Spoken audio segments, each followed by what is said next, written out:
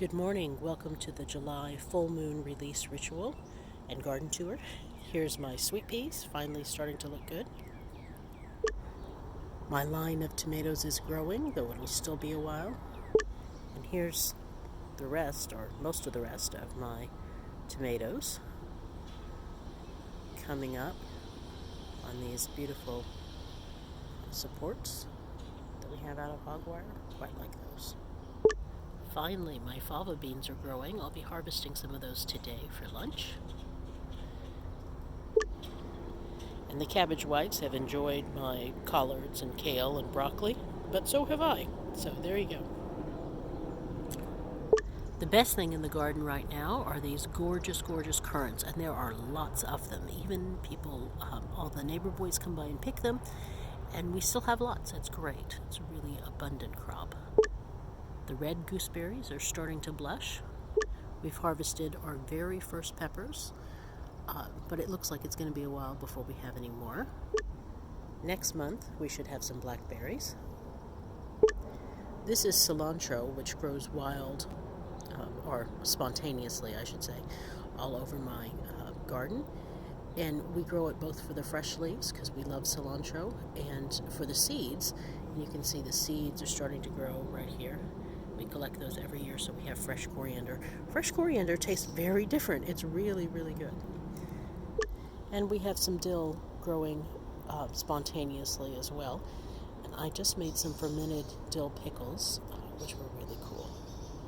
I had to go to the farmer's market to get the cucumbers, but they were good. My dahlias will be blooming soon, hopefully. I can see some buds.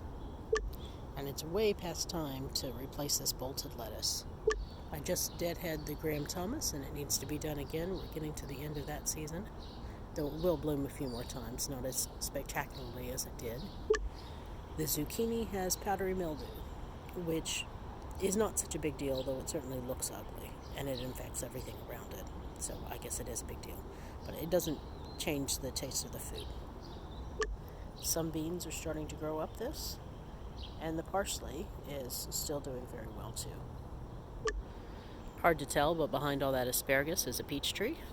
And I actually have found that the birds have found ways in underneath all of that netting and then out. They seem to be very clever birds. It's really frustrating. So hopefully we'll have a couple of peaches this year. We'll see. I would like to say once the potatoes get sprawly like this, we know it's almost time to harvest them, but the fact is they're not planted in quite enough light this year. So it's just where they are in the garden. And as you can see, some of them are still blooming, so we have a ways before we'll have nice potatoes. Check out the white currants. They're my favorite. Now this gooseberry is just about ready to harvest. You see how it's covered in gooseberries. I can't wait. Not the one close, the green one back there, but it's not quite ripe, so we're checking it daily, and then we will harvest it when it's ready. Benjamin Britten rose. Gorgeous rose, even if it's been eaten up a little bit.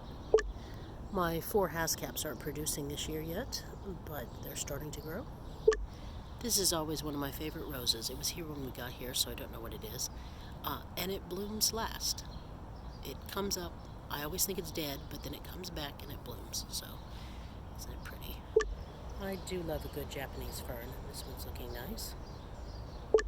I was looking forward to showing you this section that we have that's all tiger lily. It's quite spectacular right now, but of course it's super early in the morning, so I can get this done before children invade, which means they're not open, so sorry about that. I'll post something in stories later. Here's another little fern that I think is quite pretty, and you can always count on honeysuckle to continue to look good. And I love this bluebird clematis. It looks great, and then it seeds. See the seeds? And then it blooms again. I find that just amazing. I don't know any other clematis that does that. This is my fall wreath, which I let grow in for a while each year. It turns a lovely shade of mostly red in the fall. Now this is the velour aeonium, and it is greening up, or not greening up, redding up beautifully. Isn't that something? I really like this one, and it has lots of heads now. My hanging baskets are starting to look decent finally, now that it's mid-July. And here's my front planters. I don't know if the canna will grow tall enough to flower in the time we have remaining before frost, but the leaves are pretty at least. This is one of my favorite things in the garden. This is lavender phenomenal, and it is phenomenal. It's giant and it sprawls and it's just gorgeous. I wish Sheridan would carry it regularly, but they don't seem to. And this little one is lavender hidkit.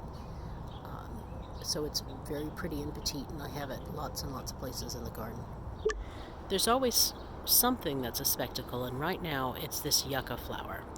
I am not fond of the yucca in general. It's very prickly. It is evergreen, which is nice, but it also tries to take over the garden, and it pokes up in lots of places I don't want it. But once a year it does this, and it holds its own in the front garden very, very well.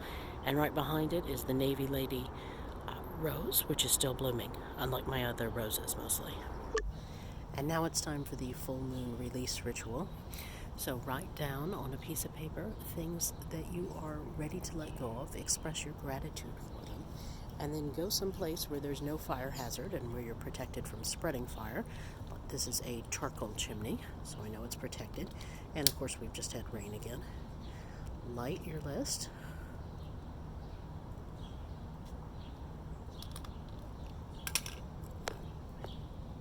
Let it burn.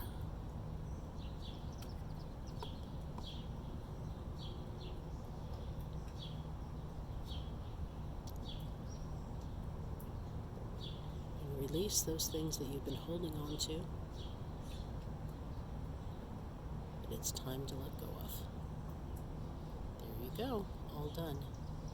So I will see you in 2 weeks for the new moon abundance ritual.